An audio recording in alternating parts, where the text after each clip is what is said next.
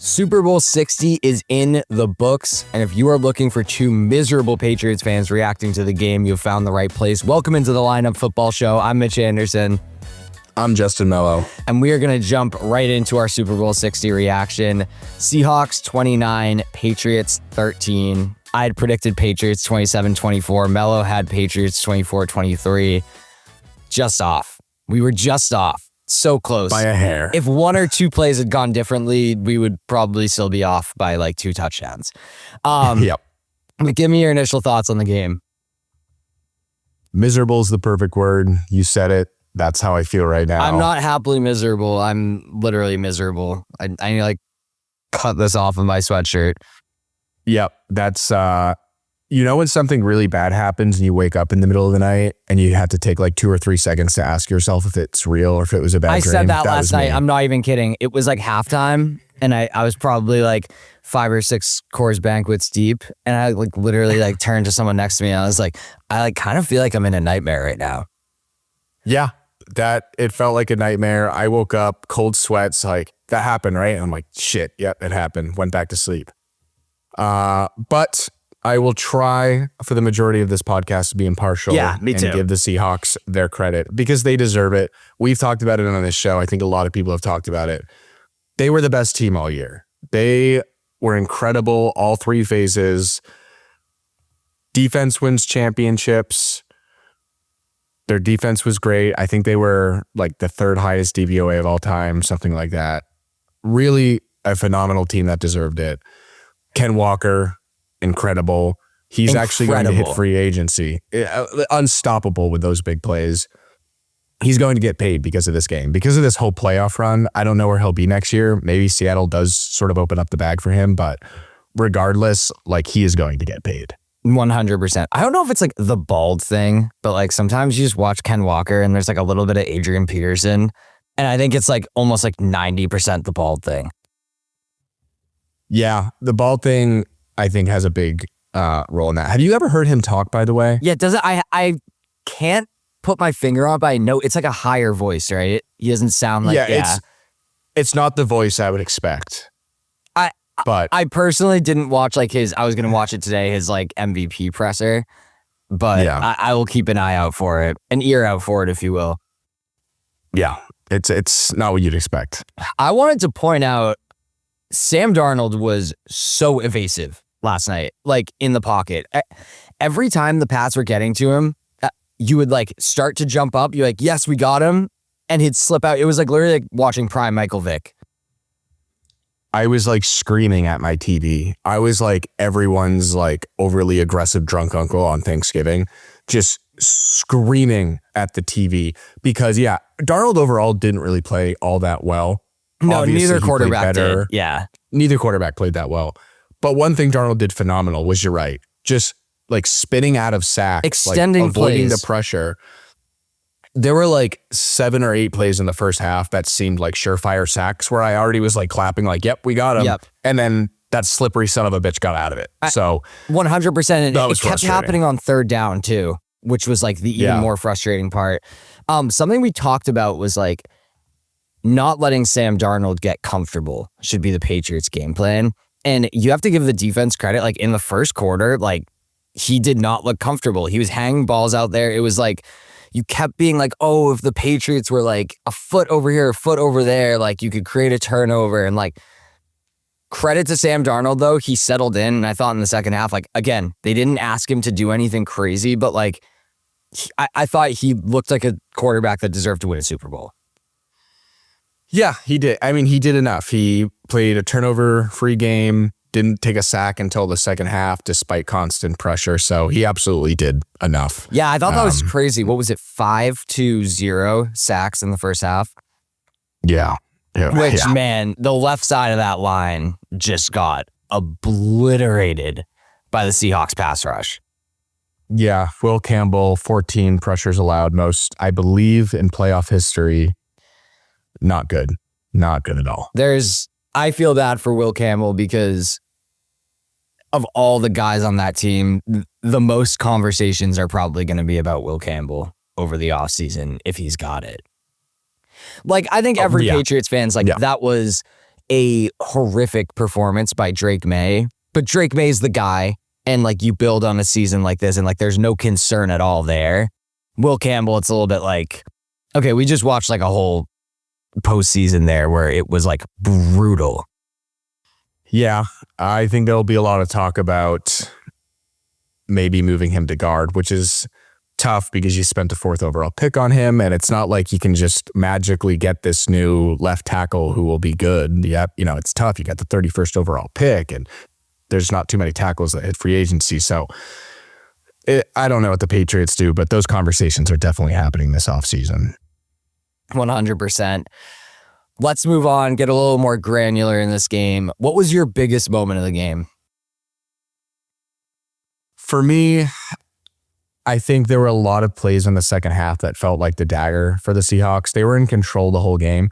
But to me, as a Patriots fan, I can tell you the moment that I was like, it's over, was the A.J. Barner touchdown. Yeah. And I know the Patriots actually scored 2 touchdowns after that, but clearly, they still lost by 16. For me, the Barner touchdown was dagger because if the Seahawks get a field goal there, it's still manageable for the Patriots. Like 15 points, 2 scores, like could have been doable.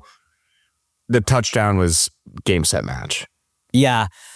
I think if you view it from that perspective, like when did the game end? I completely agree. But the moment for me, the pick 6 just felt so like this is the championship DVD, and like the play, and Seattle fans can correct me, but like that had to be the play where you're like, get the champagne bottle, like we're good. Yeah.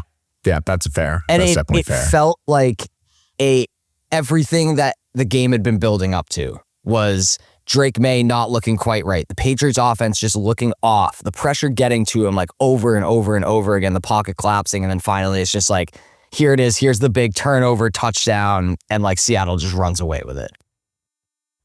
Yeah, kind of reminiscent of, what was it, like Super Bowl 37, I think, the Buccaneers-Raiders, where the Buccaneers just dominated. They got a late defensive touchdown. Yeah. And it was just like they were already partying on the sideline. That's 100%. What it felt like last night. 100%. I'm curious, and like people can sound off in the comments, like how this game felt as an objective viewer. Because to me, I tried to take myself out of it after and be like, if I was like a Panthers fan watching this, like I feel like it was a very not exciting game of football. And like you had those little like crumbs of like excitement where I would say the Barner TD, the Mac Hollins TD, if you were rooting for the game to be close, and then the pick 6 for just like a defensive touchdown is always crazy. Yeah, we actually got 4 touchdowns in the last probably like 20 minutes of the game. Yeah. So it did get a little bit exciting in that regard, but it also was kind of over at that point. Has a touchdown ever had less juice than the Ramondre touchdown? I don't even think I heard like a clap in the room. It was just like, sure, why not? Yeah, no, I even in my delusional Patriots fan brain couldn't talk myself into it being a game. I was like, it doesn't matter. What surprised you in this game? Drake Maye was horrible. Drake Maye was horrible. Drake Maye was really bad. And it sucks to say. It hurts me. I was optimistic that playing in 60 something degrees in the sun, like despite a tough matchup, he was going to bounce back. I thought the cold was a big part of his playoff struggles, but he had 295 yards, but a lot of that was garbage time, kind of empty. He was under a lot of pressure, but even when he wasn't, he seemed hurried. He seemed uncomfortable. A lot of errant throws. He wasn't seeing the whole field. He had some open guys he was missing.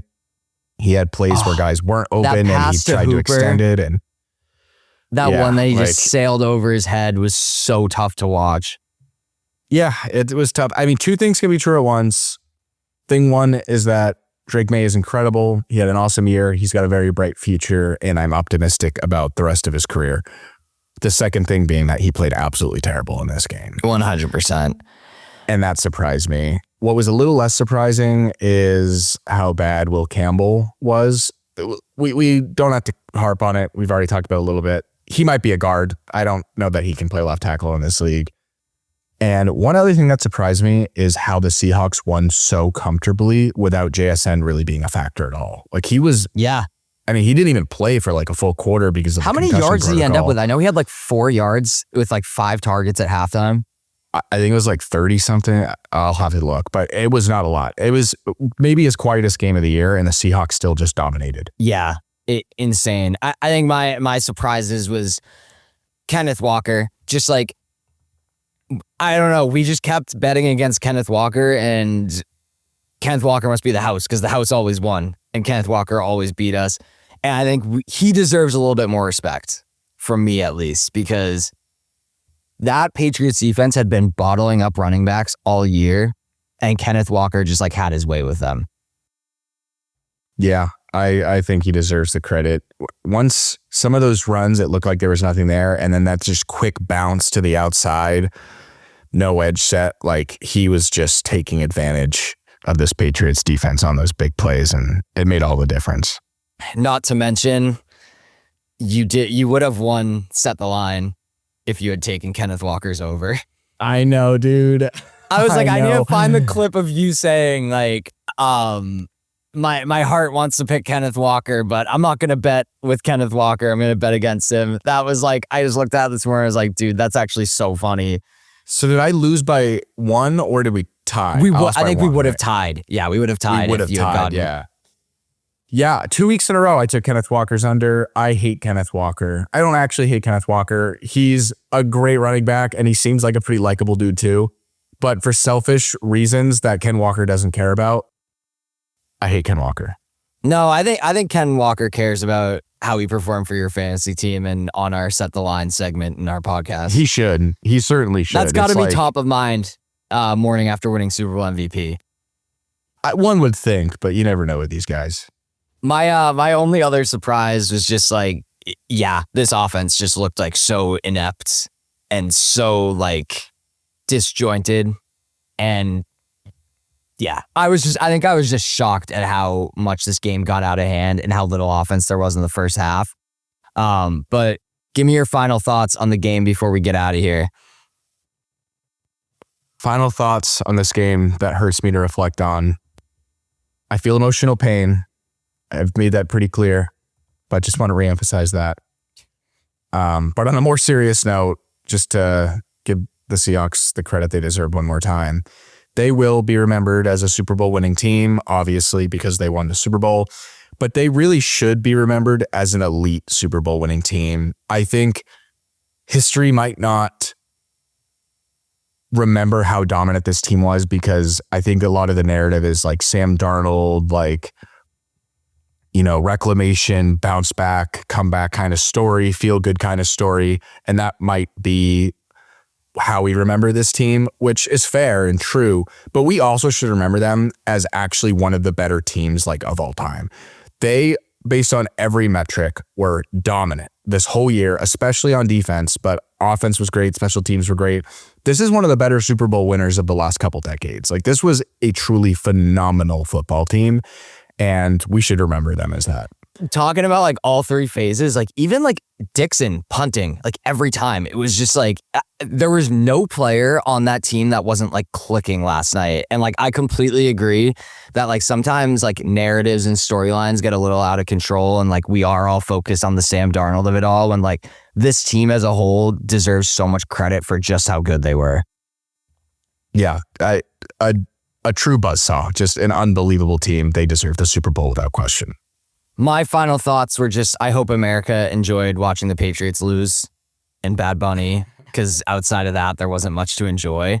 The best team won. I'm really excited to see next year. I'm like, how real is this Seattle team like going into next year? Like, and how real are the Patriots? Are we just going to see the usual suspects? Is it going to be Bills, Chiefs in the AFC Championship, or is this Drake Maye experience for real? I'm going to say the thing that I said on a previous podcast that I hate saying, but I pray to God this isn't a Joe Burrow going to the Super Bowl in his second year situation. Yep. I had the same exact thought. I'm also going to say another thing that for me and the Sam Darnold top 10 truthers, Sam Darnold's a top 10 quarterback. And that is my final thought of the episode. I won't argue. After my Patriots got blown out by Sam Darnold, I cannot say anything but that. So I will not argue. Sam Darnold's top 10, but find out on Thursday if Ken Walker is in our top 12 fantasy football running backs. Thank you guys for watching. We will be back on Thursday breaking those down. Make sure to drop a like, a comment, and hit that subscribe button to be notified every time we drop a brand new episode. See you guys next time.